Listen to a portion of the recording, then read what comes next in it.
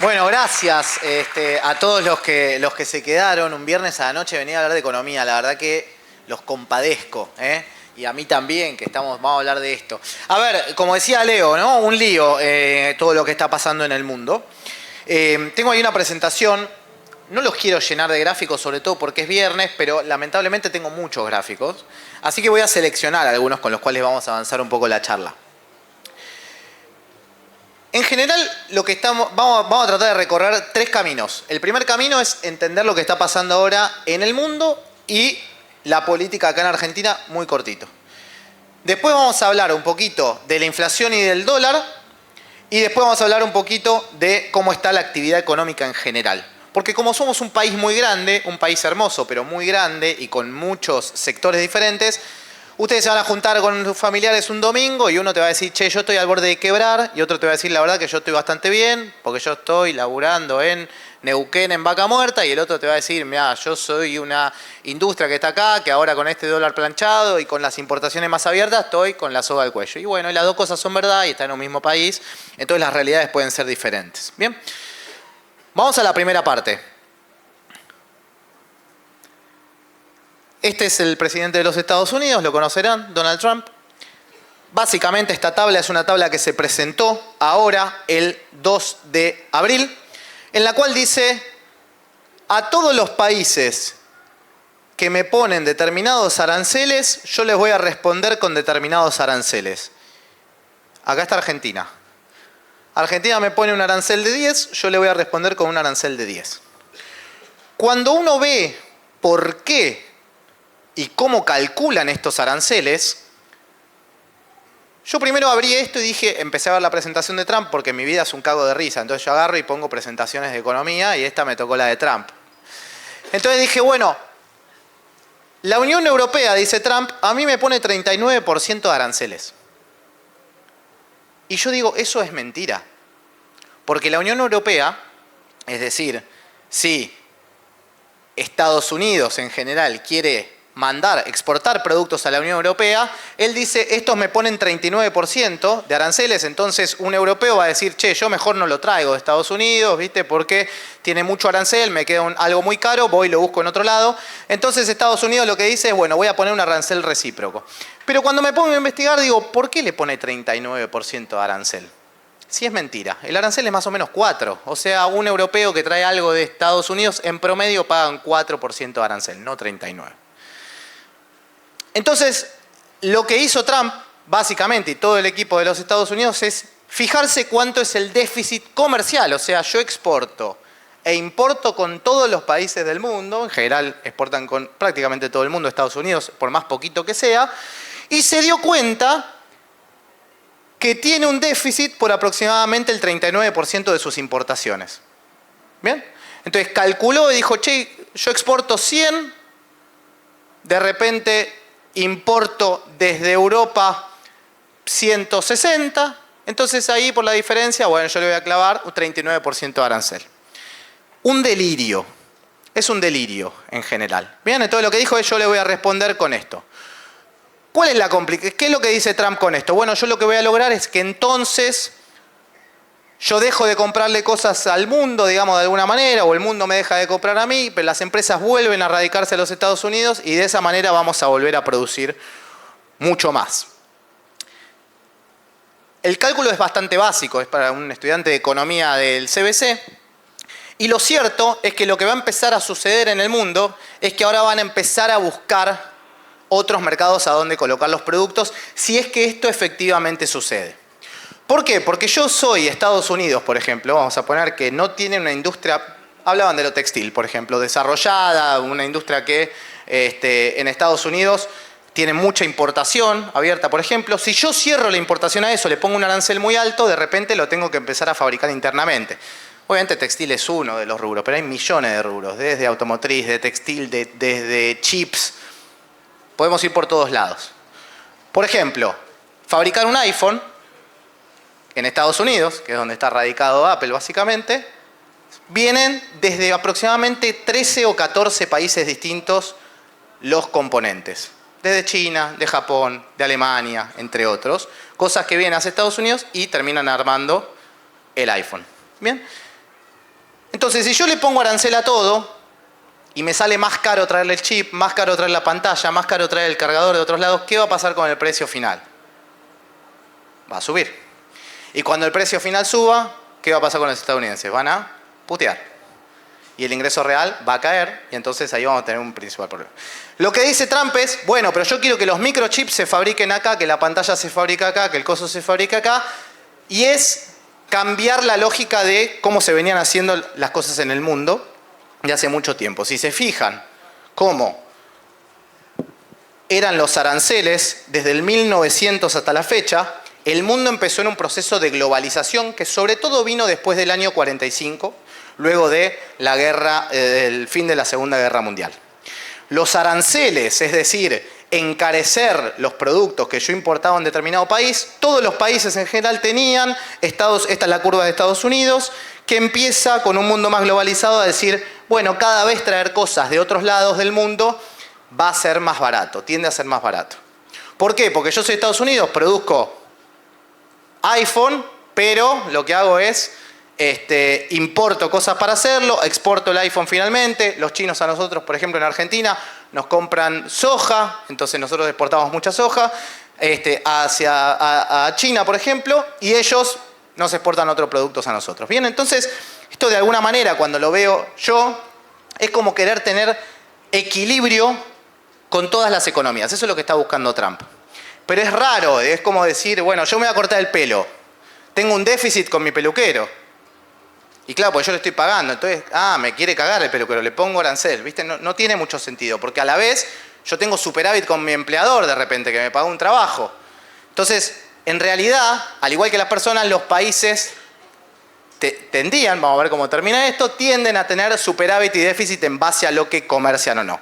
Después hay una segunda derivada de eso, y que es donde hay que poner el ojo, de si hay ciertas industrias o sectores que tiene sentido que uno proteja para desarrollarlo internamente. Hay una teoría digamos, desarrollada sobre todo en Inglaterra, que básicamente los países más desarrollados, cuando tenían aranceles muy altos, desarrollaron sus industrias y en un momento dijeron, che, ahora es momento de abrirnos al mundo. Cuando yo te compro materia prima a vos y lo que hago es te vendo productos más caros a tu economía. ¿Bien? Y un poco esto sería la vuelta a una etapa parecida a 1933. ¿Bien? Básicamente este es el cálculo. Entonces estamos en un mundo que de verdad creo que es la primera vez que está tan movido desde hace muchos años en la historia, comparable con otras crisis que hemos vivido hasta el momento. Todo se hizo percha, por supuesto, los mercados son un desastre, están cayendo todas las bolsas del mundo. Y la pregunta es si puede haber ciertas oportunidades en esto, ¿no? Y vuelvo un segundo para atrás. Porque vamos a poner un ejemplo. Aquí, ¿toman vino argentino? Levanten la mano los que toman vino argentino. Son más, somos todos. Yo también. Bueno, el vino argentino es muy rico, ¿bien? El vino argentino es muy rico. Ahora, nosotros exportamos vino a Estados Unidos, pero de todo el vino que consumen los estadounidenses, que es importado, el 70% viene de la Unión Europea. Y si ahora a alguien que está en Estados Unidos le pusieron 20% de arancel para traer un vino de la Unión Europea, ese vino se le encarece ¿cuánto? 20% de base. ¿Bien? Y el argentino solamente se te incrementa 10%. Entonces, de repente traer vino argentino pinta que puede llegar a ser un poco más barato para los estadounidenses. ¿Qué se abre ahí para Argentina? Un eventual nuevo mercado. Cuando en 2018 empieza la guerra comercial entre China y los Estados Unidos, China dice, escúchame Estados Unidos, vos me clavás barreras arancelarias, perfecto, yo te la voy a devolver. Empieza la guerra comercial y China dice, yo no te voy a comprar más soja a vos.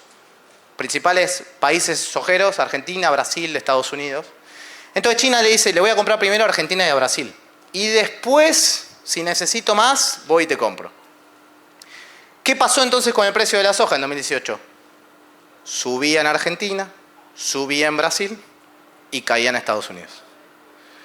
Lo cual te da a entender, ojo, que en algunas cosas, pese a que el mundo va a una recesión fuerte, como lo vamos a ver ahora, Fíjense, lo que se espera es básicamente más inflación y una caída muy fuerte de las exportaciones en general y del crecimiento económico. Ojo que en ciertos sectores podemos llegar a tener alguna ventaja que sería inteligente aprovechar. Ayer hubo una reunión de, bueno, no de Trump en particular, pero sí estuvo nuestro presidente allá, y básicamente lo que dijo es: vamos a ir a buscar cumplir las condiciones para que desaparezcan los aranceles que tiene la Argentina, es decir, lo que Estados Unidos le puso ahora a Argentina. Entonces vamos a tener que cumplir un montón de condiciones. ¿Cuáles son esas condiciones? Bueno, barreras sanitarias, fitosanitarias, pararancelarias, un montón de cosas que Estados Unidos tenía marcado de Argentina como malo, malo, malo, malo, estoy criticando acá y demás. Hasta criticaban a la Salada y al Once. Lo nombraban. Salada y Once son poco competitivos, no tienen marca, nos chorean las marcas, con lo cual tienen que terminar con la Salada y el Once. Así que para terminar con los aranceles deberíamos ir contra la Salada y el Once. ¿De dónde venía el mundo y hacia dónde pinta que podemos ir? Inflación muy alta después de 2020, después de la pandemia. Inflación en el mundo alta, cosa que había desaparecido.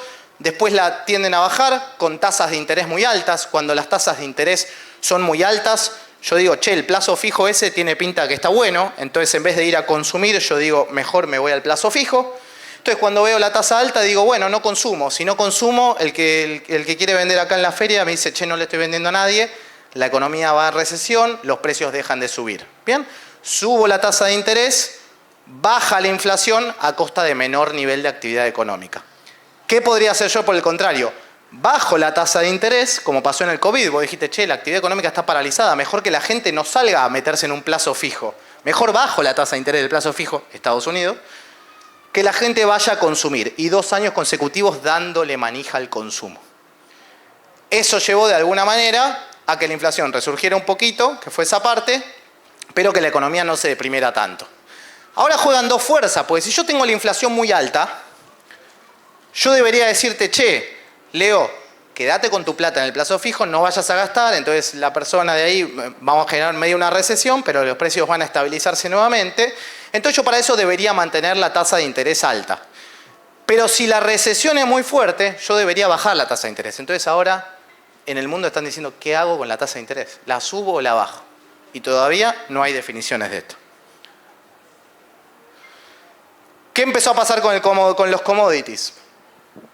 La soja, últimos datos feos, esto incluso cayó un poquito más en el día de hoy. El maíz, lejos de lo que había sido en 2023. El trigo, lejos de lo que había sido en 2023. El petróleo, justo que ahora empezamos a ser exportadores de petróleo, se cae. Y el oro, que siempre es resguardo para los momentos de alta tensión, empezó a subir fuertemente también. Entonces, por ahora esto que les dije, de que puede llegar a pasar por la soja, por el momento estamos muy lejos de los máximos que teníamos en 2023. Y de acá, esta es un poco la foto de dónde entran los dólares hoy a la Argentina en su mayoría. Entonces, si la soja vale menos, el maíz vale menos, el trigo vale menos y el petróleo, que ahora somos exportadores, vale menos, ¿entran más o menos dólares? Menos dólares. ¿Bien? Entonces, eso es un tema con las tensiones cambiarias que puede haber este año.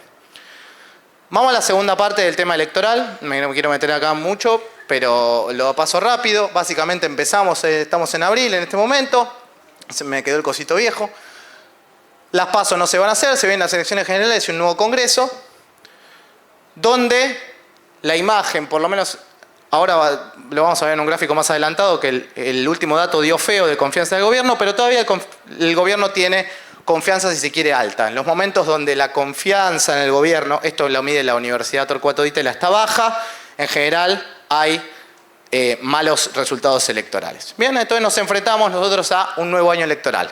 Cuando hay el resultado electoral, lo que suele suceder es que hay en general dolarización de cartera. Porque la gente dice, bueno, yo me saco los pesos encima, me quedo con dólares, pues no sé qué va a pasar, así que es uno de los años que probablemente tenga tensión hacia adelante. Muy poquito la composición del Senado y lo que se juega. Senado hoy tiene 72 senadores, se renuevan 24. La Libertad Avanza no renueva. El que más se juega en este caso es Unión por la Patria. Diputados de la Nación, tenemos aproximadamente 257, de los cuales se renuevan 128. el oficialismo se juega 6, los aliados cerca de 20, 34 la oposición dialoguista y el 41% se juega más que nada la oposición dura. Bien, entonces vamos hacia un año electoral que por ahora tenemos que ver cómo sigue cómo cierran las alianzas ahora en mayo, y que el gobierno tiene nada para perder en el Senado y tiene poco para perder en diputados en el caso de que haga una mala elección, y está dividido entre la oposición dialoguista y la oposición dura, los que más tienen para dar en el Senado y en diputados. ¿Bien? ¿Estamos en la primera parte? ¿Más o menos? Vamos a la segunda. Segunda. El gobierno tenía, yo creo que 5 líos por resolver.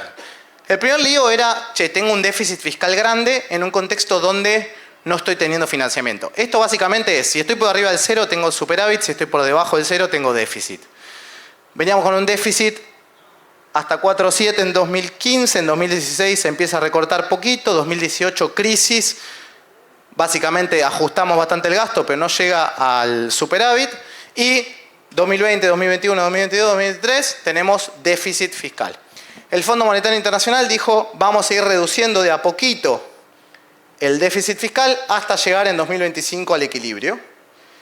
Y Milei dijo, yo soy más guapo que todo el Fondo Monetario Internacional entero, así que voy a un superávit de 1,8 puntos del PBI. Esto fue el último año de Cristina, enero hasta diciembre, los déficits que tuvo. Esto fue a ver si me sale ahí, el gobierno de Macri, el último año, los déficits que tuvo mensual.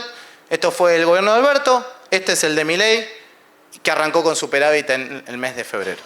¿Bien? Entonces, un primer lío que tenía Argentina en particular era, yo estoy con un déficit grande que no tengo forma de financiarlo. ¿Por qué no tengo forma de financiarlo? Porque ya tengo un endeudamiento grande, tengo un riesgo país en 2.000 y pico de puntos, nadie me quiere financiar, me sale carísimo financiarla afuera, nadie quiere tomar deuda en pesos y además no puedo emitir más moneda porque ya venía con una inflación grande. Bueno, ¿qué tengo que hacer? Ajusta las cuentas públicas, quizás hasta algo por demás de lo que era necesario, pero quería dar signos de credibilidad, ¿no? Y por ahora lo mantiene en 2025. Fíjense, un cuadro muy bostero que habrá que corregir en breve, pero esto que están viendo acá, línea azul, es el riesgo país desde 2018 hasta ahora. Muy buena pantalla, Leo, ¿eh? Bien, muy buena pantalla. Y esto es el índice de acciones de Argentina. Entonces, ¿cuál era el quilombito que veníamos viendo? Bueno, tenemos, acá estaba Macri antes de la crisis de abril de 2018, un riesgo país de más o menos 400 puntos, se le empieza a ir, llama al FMI, se le sigue yendo el riesgo país, pierde las PASO 2019, se va el riesgo de país a 2.000 y pico de puntos, pandemia, 4.000 y pico de puntos. Cuando vos tenés un riesgo país muy alto, lo que pasa es que básicamente endeudarte con el mundo es carísimo.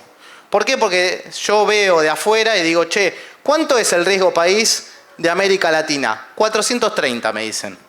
Ah, bueno, entonces yo pienso, bueno, Estados Unidos tiene una tasa más o menos de 3 y pico, el bono del tesoro, le sumo 4 puntos del riesgo que tenés vos, bueno, te permito endeudarte al 7% en dólares, ¿no? Sumamos 300 más 400, dividimos por 100, 7%.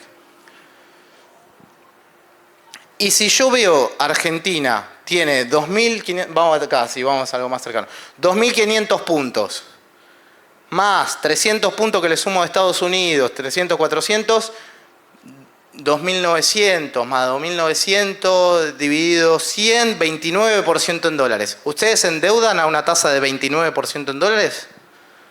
No, le da pánico. Y a mí también. Entonces, ¿cuál es el desafío acá? Argentina necesita bajar el riesgo país para poder volver a los mercados internacionales de deuda. ¿Y por qué volver a los mercados internacionales de deuda si no tenemos déficit ya? No, es verdad que no tenemos déficit, pero tenemos por delante muchos vencimientos a pagar en dólares. Porque Caputo puede venir y decirte, yo tengo un montón de plata en pesos, tengo superávit en pesos, te lo vengo demostrando, vengo superávit todos los meses, pero acá no los voy a quemar, no le voy a preguntar a quién tiene bonos argentinos, como le pregunté lo del vino, no le voy a preguntar a nadie, yo asumo que alguien tiene. Entonces, Cuando vos te tengan que pagar en julio, te tengan que pagar en enero los bonos en dólares, vos le vas a decir, ¿me conformo con los pesos? ¿Está todo bien? No, le vas a decir, dame los dólares. Y los dólares tienen un tema, y que es que el Banco Central prácticamente no tiene dólares. Voy a saltear esto porque esto es medio aburrido. Fíjense el balance del Banco Central. En 2019, se fue un poquito, vuelvo para atrás. En 2019, nosotros teníamos un Banco Central con 12.000 millones de dólares de reservas netas. Terminamos en diciembre de 2023 con menos 11.000 millones. Y cuando asume el gobierno de Milei, empieza a comprar muchos dólares, lo cual hace que llegó hasta cero en un momento. ¿Bien? Ese haber llegado hasta cero se debió a que compró muchos dólares en el mercado. Barrita para arriba me hace decir el Banco Central compró dólares. Barrita para abajo me hace decir el Banco Central vendió dólares. ¿Cómo fue la dinámica desde que arranca Milei? Diciembre de 2023, asume. ¿Cuál es la primera medida que toma Caputo? ¿Alguien se acuerda? Con el dólar. Devaluación, ¿cuánto? 800, clavado. Desde 366,5 hasta 800. Si el dólar es más caro, ¿compramos más o compramos menos? Menos, perfecto. Necesito que me acompañen. Menos. Compramos menos, bien. Si compramos menos nosotros, yo soy un importador. Digo, che, yo venía importando a 360. ¿Ahora está a 800? No compro. ¿Me voy de viaje afuera? No, me voy a vacacionar a Luján porque está muy lindo y además pago en pesos. Bien, porque si tengo que comprar los dólares me sale caro. Y a los importadores, si es que acá hay importadores, verían que en su momento las importaciones se pagaban a 120 días, que fue otra de las disposiciones que hubo en ese momento. Entonces, yo importaba algo y lo terminaba pagando en 4 cuotas. 25%, 25% un mes, 25% el mes siguiente y 25% el mes. Esa combinación de cosas hizo que por cada dólar que se exportaba y se liquidaba en la Argentina, hubiera menor demanda de dólares. El importador ya decía 800, no importó ni por las tapas. El turista decía, no voy a vacacionar afuera porque el dólar está caro. Y el importador le pasaba lo siguiente, que es, che, además tengo que pagar en 4 cuotas. Entonces cada dólar que entraba, lo compraba el Banco Central. Y así terminó comprando 3.000 millones de dólares al inicio, 3.000 y pico el segundo mes, 3.000, hasta que en junio, julio, agosto la situación se empezó a poner más fea. Dejó de acumular reservas y ahora estamos ahí abajo. Si los cuento más o menos bien, estamos cerca de 8.500 millones de dólares de reservas negativas. ¿Cuándo volvió a comprar el Banco Central? Octubre, noviembre, diciembre, enero, febrero. ¿Qué pasó en agosto, septiembre? ¿Qué 2 medidas hubo que permitieron que haya más dólares en la economía argentina? Blanqueo. Fundamental el blanqueo. Porque el blanqueo, lo que te permitió, y ahora lo vamos a ver también, a ver si lo paso después de esto. Voy, un segundito. Fíjense. Estos eran los depósitos nuestros en los bancos. Bancos privados, agarramos, bancos públicos, pero son nuestros. ¿Bien? Los depósitos en el año 2003 eran prácticamente cero después de la especificación asimétrica. Nos vamos hasta 15.000 millones de dólares depositados. Acá empieza el cepo cambiario. Nos asustamos. Vamos a sacar los dólares. Los ponemos abajo del colchón. Los depósitos caen. Cuando caen los depósitos, caen los préstamos, que es la línea que están viendo abajo. Viene el gobierno de Macri y dice, che, yo voy a hacer un blanqueo. Sube fuerte. Sigue creciendo. 32.400 millones de dólares. Pierde la elección Macri, caen los depósitos de nuevo. Esto es, nosotros fuimos a los bancos a sacar los dólares. No miro a nadie, no dije nosotros, dije ustedes. 14.000 millones de dólares llegan al pico, viene Milei y dice, vamos a hacer un blanqueo nuevo. Pum, 34.000. Supera a la cantidad de dólares que hubo en los bancos con Macri. Y ahora cae. Cae a cerca de 29.000 millones de dólares. Cuando los bancos tienen dólares en los depósitos, ¿qué pueden hacer con esos dólares? Prestarlos. Exacto. que si antes no los tenés, porque se caen, los préstamos también caen. Cuando suben los depósitos, suben los préstamos. Cuando caen los depósitos, caen los préstamos. Cuando sube, sube. Entonces, cuando un banco te presta en dólares, te dice, bueno, perfecto, agarro los dólares que tengo, los vendo en el mercado, te doy los pesos y con esos pesos vos me vas pagando de acuerdo a cómo se mueva el dólar. Te doy un préstamo en pesos que antes lo vendí en el mercado. Entonces, cuando agarran los bancos y lo venden, ¿quién aparece para comprar? El Banco Central, nuevamente, que fue lo que pasó antes. Lo mismo sucede con la deuda en dólares de las empresas. ¿Bien? Las empresas en 2024 colocaron deuda en dólares, es decir, fueron a financiarse al mercado por casi 10.000 millones de dólares. Y cuando una empresa toma deuda en dólares, agarra y dice, bueno, voy a pagar maquinaria, voy a pagar sueldo, voy a pagar no sé qué, vende dólares. ¿Quién aparece? Banco Central nuevamente. Entonces, vuelvo ahora sí un cachito para atrás. Ya spoileé esto, que no me gustaba, pero va de nuevo.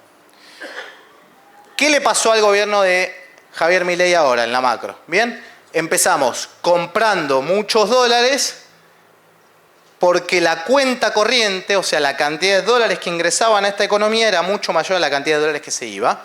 Pero nos empezó a pasar desde mediados de año que la cuenta corriente ya da negativa. ¿Bien? Y eso te dice, o se le hace preguntarse al Banco Central, che, ¿de dónde sacamos los dólares entonces? ¿Y qué es la cuenta corriente? Fíjense, lo que exportamos de bienes. Si exportamos más de lo que importamos, vamos a tener una balanza positiva, o sea, todo verde. Pero el verde inicial era exporto mucho más de lo que importo por 3.800 millones, 3.900, 3.000 y pico, y ahora solamente de 400. Chiquito el superávit de bienes. Y ustedes que les encanta irse de viaje afuera, dijeron, che, ahora me gasto más o menos en irme de viaje 1.200 millones de dólares que nos llevamos todos en enero por irnos de viaje afuera. Y después tenemos los ingresos primarios, lo que se conoce como ingreso primario, que es básicamente toda la deuda que hay que pagar. Y siempre es rojo. Cuando es rojo significa estoy pagando más deuda de lo que me están pagando a mí. Cuando esto es rojo significa la gente se está yendo más de viaje de lo que me entran de afuera. Fíjense que en enero de 2024 entró más gente a la Argentina de la que se fue.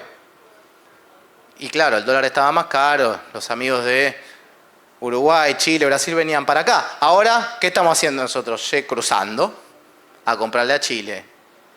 Estamos cruzando a comprarle a Paraguay.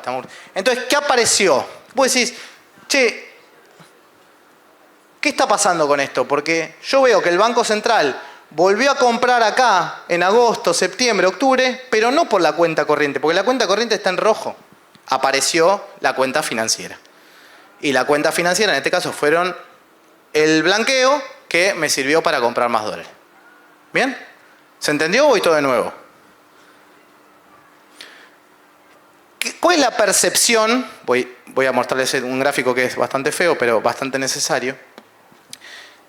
De la percepción del valor del dólar hoy. ¿Bien? Básicamente, si yo veo el dólar desde los 90 para acá, era un dólar al 1 a 1. Bien, el dólar siempre se mantuvo 1 a 1 hasta la crisis de la salida de la convertibilidad. Se fue hasta 4, bajó hasta 3 y demás. Y ahora está siempre para arriba hasta 1073, que es el último dato de la semana pasada, de el tipo de cambio oficial. Pero a los economistas nos gusta verlo en términos reales, o sea, nos gusta ver más o menos si el dólar está para acá arriba, probablemente estemos en un dólar caro para la sociedad. Si estamos más abajo, estamos en un dólar más accesible para la sociedad, en la cual probablemente quedemos más caros para el mundo.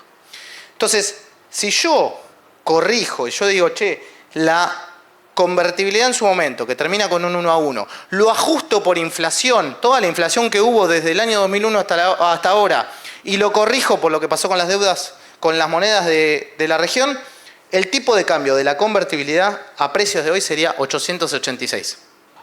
Hoy estaríamos comprando todos libremente dólares a 886. ¿Comprarían a 886 un dólar, sí o no? Bien, no, un no. Después de la salida de la convertibilidad, se fue a 2.770. ¿Comprarían hoy dólares a 2.770? No. Bueno, básicamente es un poco donde nos ubicamos hoy.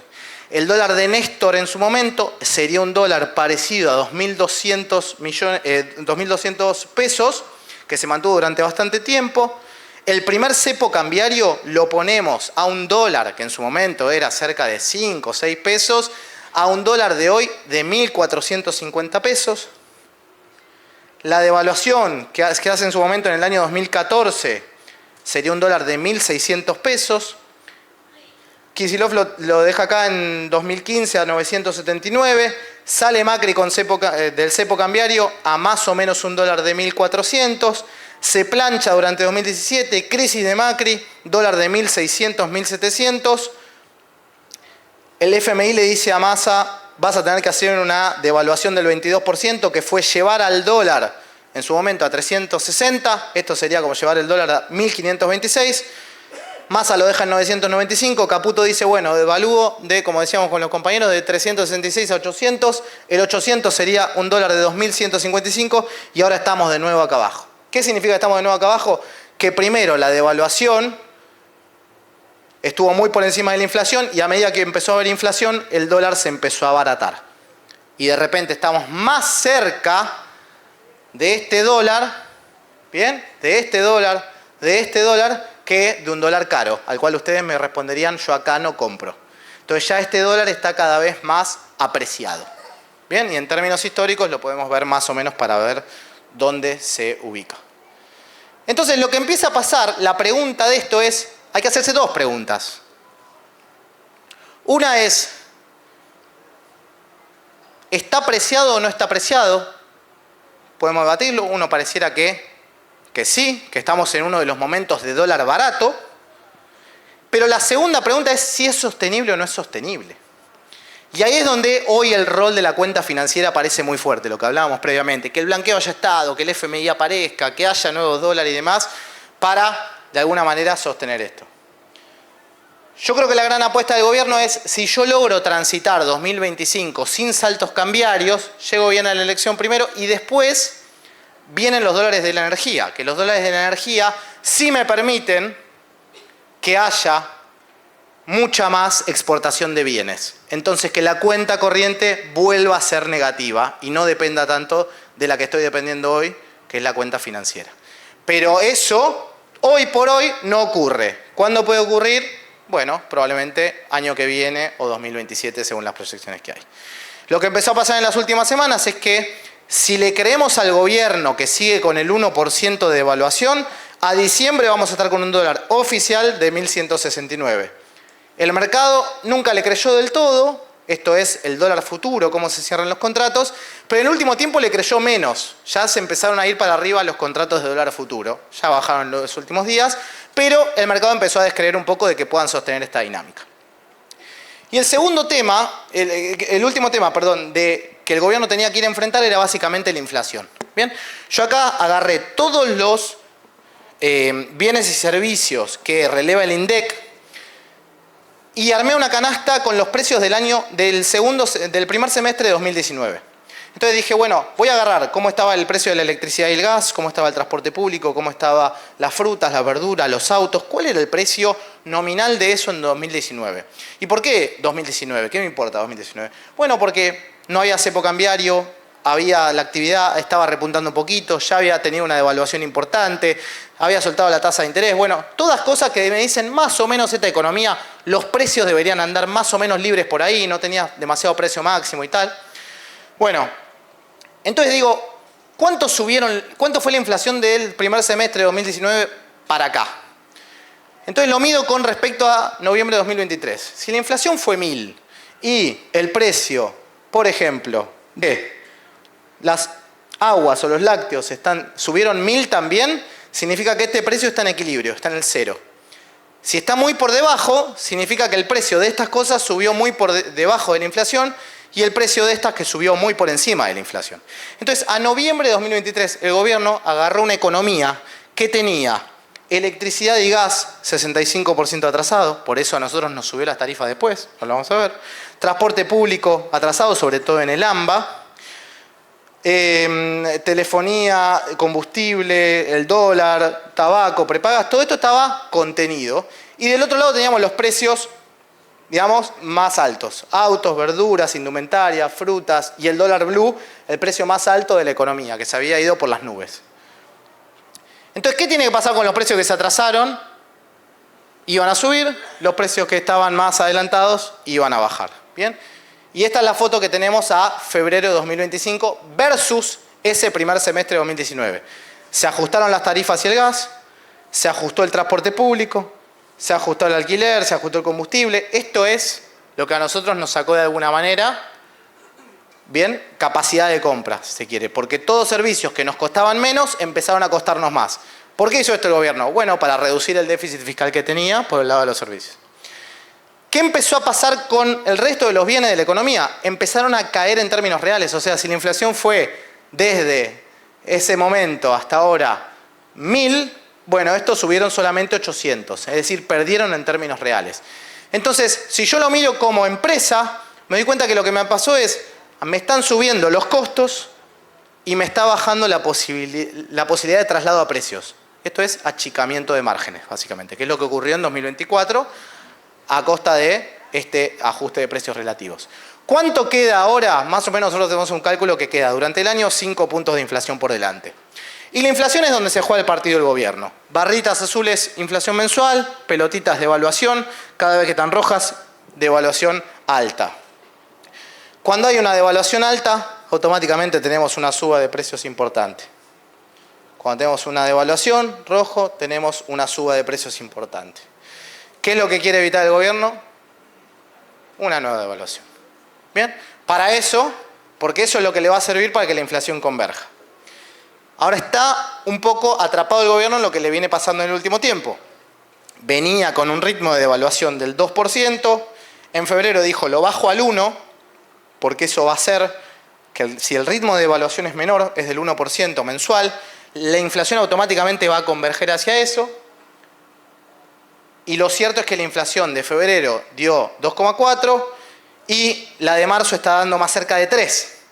Por ajuste de precios, porque la carne subió, porque lo que fuere, pero está siendo más alta. Entonces el dólar se sigue apreciando todavía un poco más. Lo que yo creo que va a suceder con esto es que el gobierno va a seguir intentando, sin liberar demasiado las restricciones cambiarias, que esto no sufra un salto cambiario hasta por lo menos las elecciones, porque es muy popular, digamos, tener una economía con inflación relativamente baja y con un tipo de cambio estable. Las tasas de interés, que estaban en 133%, convergieron a cerca de 29%. Ya las tasas de interés empiezan a encontrar un soporte, no siguen bajando. Cuando la inflación es alta, para yo quedarme en pesos y no irme al dólar, necesito una tasa de interés que sea más o menos atractiva. Bueno, esto que venía bajando a una velocidad muy alta, de repente empieza a bajar más lento y ya estamos viendo que esto no baja demasiado más. Entonces, probablemente los que saquen créditos con bancos me dirán, che, antes me tiraban crédito por la cabeza, ahora están un poquito más, ya se pusieron una tasa un poquito más alta, está más difícil. ¿Estamos hasta acá? Termino con esto, les prometo, así no me matan. La actividad económica. La actividad económica de Argentina viene en un vaivén desde el año 2011 de crecer, caer, crecer, caer, crecer, caer, crecer, caer, caer, caer, subir, caer, subir. ¿Y acá dónde estamos hoy? El año 2024 fue un año en el cual la economía es un ajuste fiscal muy fuerte. Yo creo que necesario que hiciera un ajuste fiscal, sobre todo por la pérdida de financiamiento que había, y la economía solo cayó 1,8%. Si yo miro qué pasó en otros momentos de la historia, había caído 1% en 2011, había caído en 2012, 2,5, 2, 2,6, 2. Che, ajustaste un montón y la economía cayó poco. Es cierto, pero cuando yo abro esto y veo, ojo, porque en realidad el agro te agregó 31% de crecimiento. ¿Por qué? Si el agro no tiene buenos precios internacionales, me tirará ahora alguno con un zapato de acá que esté en el tema agro. No, le digo, es verdad. Pero, como te estás comparando contra una sequía que hubo, bueno, 31% de crecimiento. El resto de la economía cayó más cerca de 4%. Y eso te da una caída relevante de la actividad económica que se dio sobre todo hasta abril y empezó a rebotar desde entonces. Ahora la pregunta es cómo rebota esto. Yo acá armé un semáforo verde. Y acá tienen distintas líneas. Vamos a explicar uno y después le voy a ir pasando rápido el resto. La producción de petróleo, si yo estoy viendo esta línea azul, es ¿qué pasó en los últimos 12 años en promedio? ¿Cuánto hubo de producción de petróleo en metros cúbicos Esto acá te estoy mostrando cuánto hubo en 2023. Acá te estoy mostrando 2024. Y allá te estoy mostrando cómo arrancó 2025 con los datos que tenemos. Producción de petróleo. 2023 le ganó al promedio histórico. 2024 le ganó a 2023. 2025 le ganó a 2024. A 2023 y al promedio histórico. O sea, récord histórico de producción de petróleo. Récord histórico de producción de gas. Récord histórico de minería. Las escrituras, esto está hecho en la Ciudad de Buenos Aires, pero en la provincia de Buenos Aires la verdad que vienen también bien, están por encima del promedio. No así la construcción en general. El patentamiento de motos, que en 2024 peor y peor,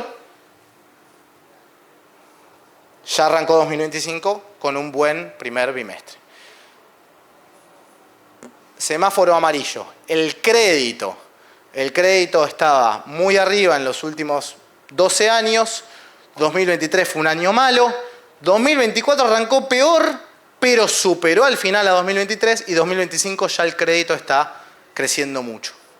Patentamiento de autos, 2024 línea naranja horrible, pero 2025 ya arranca bien. Turismo receptivo ya arranca para abajo de 2023 en el segundo bimestre. Bueno, si yo estoy viendo que la economía argentina está quedando más cara, menos gente va a venir.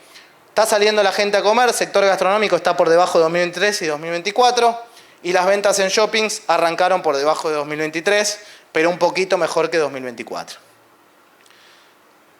Lo que está en rojo, construcción, azul por encima, 2023 por encima, 2024 muy mal y 2025 apenas por encima de 2024. Viene lento la construcción, costos caros, obra pública cero y demás, construcción no es el sector que tracciona.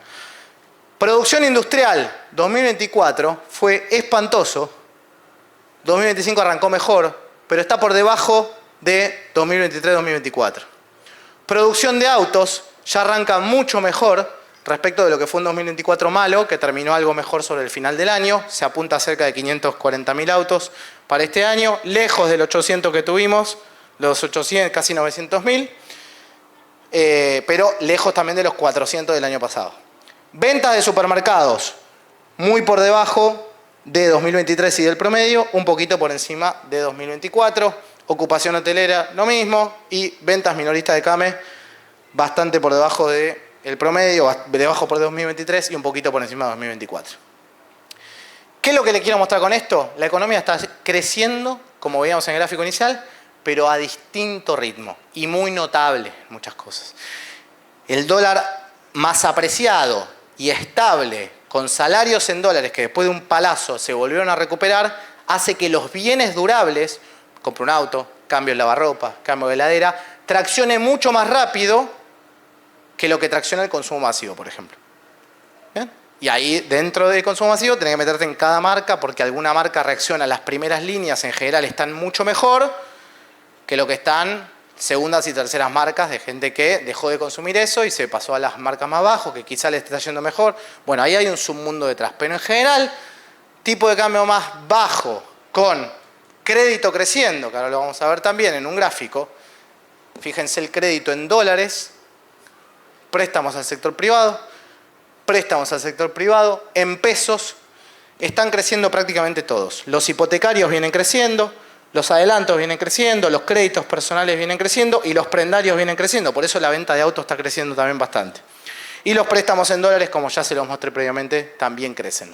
Todavía esto tiene espacio para crecer. Fíjense, el pico había sido 2018 de esta serie y estamos todavía, después de un palazo enorme en 2024, creciendo y yendo a los niveles de 2018. Con lo cual todavía acá hay tracción. Yo creo que va a ser un año bueno para lo que es bienes durables, no tanto así para el consumo masivo. Este es un gráfico para que no salgan hoy a la noche y digan, bueno, me voy a dormir un poco deprimido, que son los salarios. ¿Bien? Estos son los salarios en pesos, pero constantes, ¿no? Los ajusto por inflación. Crisis 2001-2002, caen fuerte los salarios, se empiezan a recuperar, caen en el año 2004, siguen recuperándose. Crisis internacional 2008-2009, salimos de esta crisis, llegamos hasta el año 2013 aproximadamente, caemos, subimos en el año 2015, caemos, subimos en el año 2017 y desde la crisis de Macri que los salarios están hechos pelota. Cuando asume Milei, acá tenemos distintos salarios, ¿no? Se lo explico brevemente. Este es el salario del sector privado formal, que en general es el que menos sufre. Fíjense que todos pierden, pero este pierde menos, pierde mucho en el primer trimestre de 2024 y recupera fuerte. ¿Por qué es más fácil que recupere este? Bueno, tiene paritarias, tiene formas de negociar más fácil que lo que tiene, por ejemplo, la línea amarilla, que es el salario, el empleo no registrado, o sea, el informal. El informal es una declaración, finalmente, que se hace, la hace el INDEC, pero que viene mucho más rezagado, se pega un palo mucho más fuerte. La clase baja, el que hace changas y demás, está mucho más complicado en recuperar su poder adquisitivo de lo que era el sector privado. Y acá tenemos en la línea naranja el sector público. El sector público se pegó un palo enorme y todavía está recuperando muy, muy lento. ¿Bien? Entonces los salarios están saliendo, pero desde haberse pegado un palo enorme. ¿Dónde está el objetivo? Bueno, todavía tenemos como 15% más en términos reales, un poquito más diría, para llegar a lo que fue el pico 2015-2017, que fueron los momentos más altos de salario. Cuando yo lo veo por todo el país, Formosa perdió el 18% de la cantidad de empleos en el sector privado formal desde junio de 2023 hasta ahora. La Rioja perdió el 13%, Santiago del Estero 11%, Chaco 8%. Y cuando veo al otro lado quiénes ganaron puestos de trabajo en el sector privado formal, Tucumán, Salta, Mendoza, Neuquén. Cuando veo al otro lado, o lo veo por sectores, digo, che, la construcción perdió el 20% de los trabajadores que tenía. Hoteles y restaurantes pierden el 3%. Industria perdió cerca del 2,5% y del otro lado ganan pesca, agro, comercio, minas y canteras, que es lo que tiene que ver con oil and gas, sobre todo. Bien, de nuevo, la heterogeneidad de una economía grande. Esto es lo que les mencionaba previamente de cara a las elecciones, por eso lo pasé rápido antes. Esta es la confianza del consumidor, también el índice de Torcuato Di Tella, distintos gobiernos, 2003 hasta la fecha. Esto fue como arrancó Néstor Kirchner, con una confianza baja del consumidor, terminó más alto. Esto es como arrancó el primer gobierno de CFK, esto es como arrancó el segundo, ¿dónde terminó? Esto es como arrancó Macri, ¿dónde terminó? Alberto Fernández y Milei, que arrancó acá y ahora tuvo malos datos febrero y marzo, pero venía con una confianza del consumidor que se venía recuperando. ¿Qué es confianza del consumidor? Bueno, me animo a tomar un crédito, me animo a endeudarme hacia adelante, me animo a tomar decisiones un poquito más de largo plazo y no ando todo el tiempo sacándome los pesos encima sin saber bien qué hacer, lo cual tiene mucho que ver con la baja de la inflación. Y en relación a lo que es la confianza del gobierno, me falta un dato acá más, que es marzo, pero el gobierno tuvo una caída importante que la viene teniendo desde diciembre. Entonces, objetivo es que esto claramente deje de caer. ¿Está en un mal momento? No, en mal momento estuvo Alberto Fernández, que estuvo acá, desde haber estado acá, estuvo acá. Pero el gobierno de Milei todavía se sostiene en buenos números de confianza de gobierno según la Universidad Torcuato Di Tella. Por último, con esto termino, tuvimos un 2023 malo, un 2024 malo en términos de crecimiento. El tema era cómo se dieron estas bajas. Obviamente, cuando vos tenés 2023 una sequía fuerte, las exportaciones son las que más sufren, ¿bien? Y por eso la economía cae. La economía se compone del consumo privado, del gasto público, de las exportaciones, de la inversión. Y el gobierno está aportando para este año, dada una caída importante que hubo, que haya una recuperación de más o menos 4,5%. Esto va a tener un gran componente de importaciones por el tipo de cambio más bajo, porque había habido una caída importante en 2024 de las importaciones y porque está habiendo una apertura económica más importante.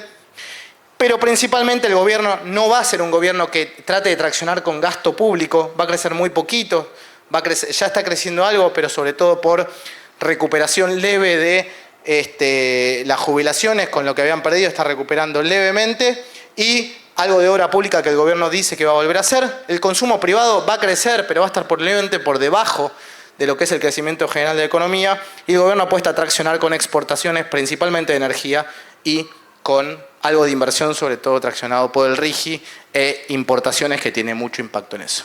Con esto termino. Si hay alguna pregunta, muchísimas gracias a todos por escuchar.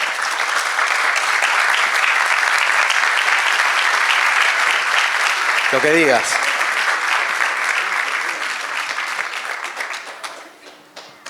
No, micrófono abierto. ¿Alguno quiere hacer alguna pregunta?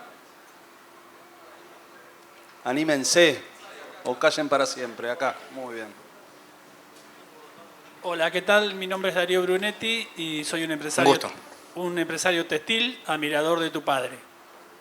Crack, total, lo extrañamos. Siempre me acuerdo la anécdota del dólar en el saco. Cuando encontró el billete dijo, ¿qué hago? Y estaba contento porque era de $1. Bueno, no me quedé pelado todavía, lo cual es una buena... Sí. Todavía, ¿eh? En realidad son dos preguntas. Sí.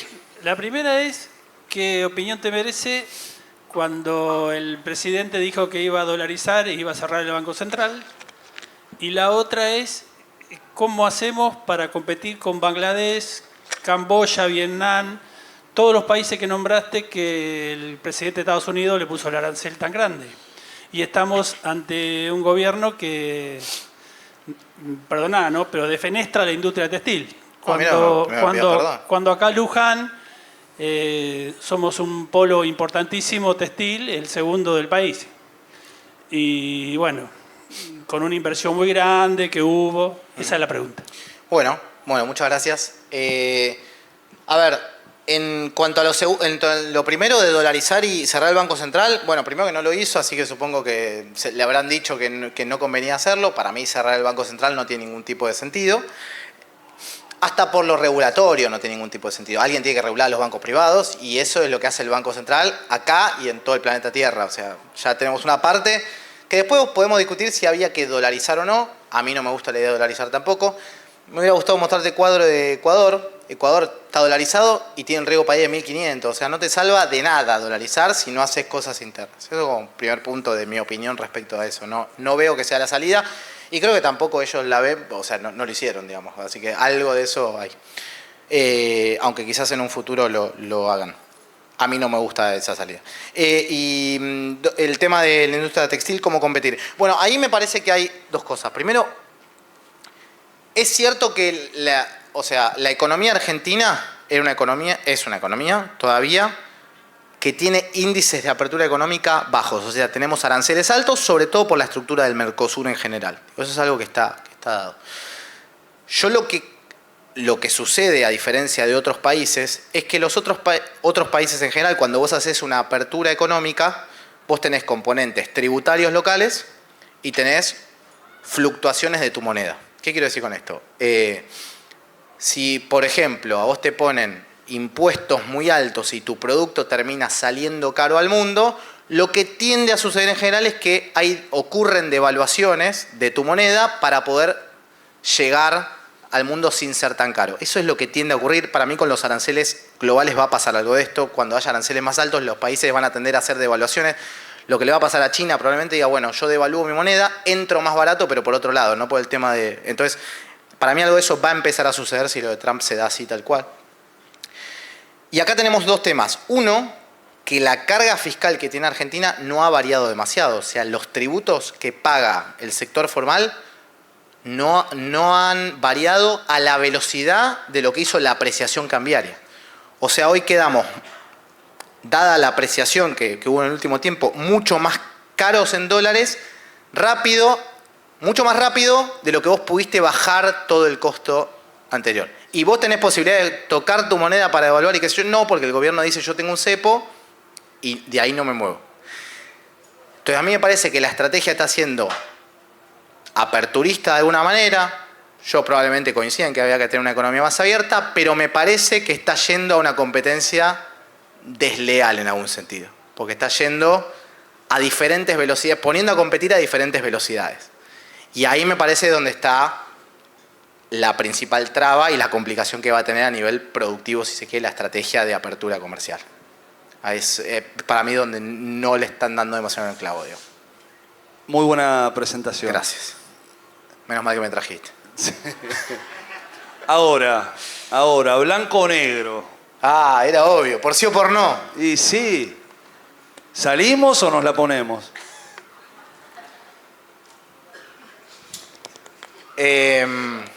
Tenemos que salir de una vez, ¿no? Convendría que salgamos. ¿Van a salir todos los sectores a la misma velocidad? No, no lo van a hacer a la misma velocidad. ¿Es salvable este programa? Sí. A mí me parece que sostener las restricciones cambiarias como la estamos sosteniendo mucho tiempo más va a ser más perjudicial que otra cosa y me da miedo que la inflación empiece a reaccionar por brecha cambiaria más que por el dólar oficial. O sea, en el gobierno anterior, el ministro de Economía tenía un dólar planchado desde agosto, que había hecho la devaluación, hasta noviembre, y la inflación mensual le estaba dando 12. Cuando la economía deja de reaccionar al tipo de cambio oficial porque descree de la estrategia y empieza a reaccionar por la brecha, la inflación se te puede ir a cualquier lado igual, el descreer en el programa económico y tal. Y para mí ahí es donde se está jugando el partido, el gobierno en general. Después hay temas de carácter productivo, en lo que está en semáforo rojo, claramente, que bueno, hay una decisión aperturista fuerte y demás, sin demasiada estrategia de empleabilidad y demás. Así que la pregunta para mí ahí pasa por qué lado esto va a salir mal. Si va a ser por lo cambiario o si puede, por ejemplo, en los 90 no tuviste una crisis cambiaria durante mucho tiempo, pero tuviste una crisis de desempleo. Bueno, ¿las dos cosas van en paralelo, sí o no? La pregunta es, abrir esta economía con un tipo de cambio sostenido así, a mí no me gusta, digamos. Hay que ver cuánto tiempo lo llevan hacia adelante. Si es para toda la gestión, yo creo que no funciona. Si lo van liberando, de acuerdo con el fondo mediante y demás, creo que les puede funcionar. Última pregunta mía, por lo Tuya, menos. tuya. No, te quería consultar. Uno, del total de la deuda externa argentina, ¿qué porcentaje se le debe al FMI? Y realmente, desde que asumió Milei hasta hoy, ¿cuánto creció la deuda externa? No, la deuda externa prácticamente no creció. De hecho, creció mucho la deuda en pesos. Si vos ves cómo crece la deuda, crece en pesos. Digamos, yo lo mido en dólares, crece más, pero porque el dólar está apreciándose. Pero externa no creció, sobre todo porque estás medio afuera de los mercados y en general terminaste pagando a los bonistas, con lo cual la deuda externa cayó. Hoy Argentina debe más o menos, promedio, 400.000 millones de dólares y hoy, sin el acuerdo, porque todavía no lo tenemos, el 10% es el FMI. Con esto se sumarían, creo, por lo que dicen todos, 20.000 millones de dólares más, con lo cual estaríamos hablando de más o menos el 15% se le debería al Fondo Monetario Internacional. Después se va a sumar algo de deuda, entiendo, de Banco Mundial, el BID y la CAF, todos estos organismos. Ponele que tenés 20-25% de organismos multilaterales. Y el resto lo tenés a privados. ¿Cómo va? Todo bien. Agustín.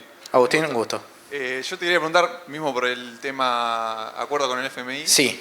que no sé si está confirmado lo de los 20.000 millones.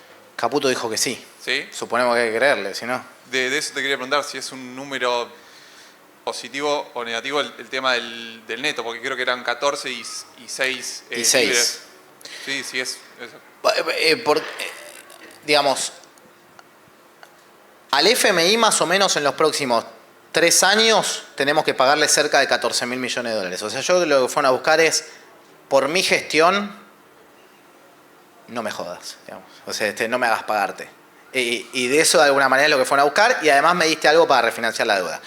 Yo creo que si entramos a 2026 con un riesgo país en 800 puntos, respondo a la pregunta de Leo y te digo, nos la ponemos. ¿Por qué? Porque tenemos ahí que pagar un montón de deuda de 2026 que sin acceso a los mercados internacionales, Argentina no genera esa cantidad de dólares hoy. O por lo menos no con este tipo de cambio. Quizás necesitamos un tipo de cambio más alto, donde menos gente se vaya afuera de vacaciones, menos gente importe, menos no sé qué, y con eso podemos acumular dólares para... Entonces, si el riesgo país no converge para septiembre, octubre, noviembre de 2025 a un rango de 500, medio que pinta crisis en puerta, digamos. No hubo demasiada confianza en el programa. Y ahí es donde empiezan las alertas. Pero este año tiene ciertos dólares ya comprados, cerca de 2.600 millones de dólares los tiene comprados, con lo cual parte va a pagar y después si le llega a esta parte del fondo va a poder pagar el resto de la deuda sin tener que recurrir al mercado de deuda internacional. Porque en general los países dicen, bueno, yo debo tanto a vos, pero entonces le pido a Leo una parte, te pago a vos, me quedo endeudado con Leo, después voy y le pido a otro. Y la idea es que esa deuda que vos vas tomando cada vez sea a menores tasas y que tu economía crezca. El gran problema es, no crezco hace 15 años, tengo una deuda en aumento porque tenía que cubrir determinado déficit y además la tasa que me piden es cada vez mayor porque tengo un riesgo país más alto. Eso es lo que se llama en economía deuda explosiva. O sea que eventualmente vas a tener un problema. ¿Cuál es la salida virtuosa de esto? el riesgo país converge. Si el riesgo país converge, la deuda, la tasa que yo pago es más barata. Entonces me puedo hacer de deuda que le pido a Leo, le digo, che, ya estoy ordenado, Leo, préstame más barato, no seamos, somos amigos, no nos pisemos la sábana, bueno, listo, me presta más barato y la economía vuelve a crecer, eso es lo que se llama deuda, digamos, de convergencia. O sea, vos decís, bueno, la deuda sobre mi producción cada vez pesa menos porque la tasa de interés es más baja y cosas. Si yo encaro 2026 con una economía más o menos tecleando y con un riesgo país todavía alto, eso es lo que hay que evitar, digamos. Y creo que este año va a ser bastante importante eso. Me toca la última. Sí. Y es re fácil de responder. Mencionaste poco a China. Estados Unidos hizo lo que hizo, pero China tiene un juego, un rol. De hecho, lidera el mercado tecnológico a nivel global. Tiene tecnología aplicada en automóviles. Digo, ya el automóvil chino que antes desconfiamos es calidad y confianza. Digo, ¿hasta dónde podemos mantener margen de negociación? Inclusive cuando después Clever Carbona, que creo que dijo, che, ustedes en Argentina tienen que sacarse un poco a China encima. No sé qué opinión tenés de todo eso. Sí, bueno, buen punto ese. Bueno, China ya avisó que le va a poner aranceles a los Estados Unidos. El gran tema que empieza a aparecer con y capaz no solo con China, pero China sí porque es un actor muy grande, es si Estados Unidos me pone aranceles y menos gente me compra de Estados Unidos, yo tengo que ir a colocar mi producción a otro lado del mundo.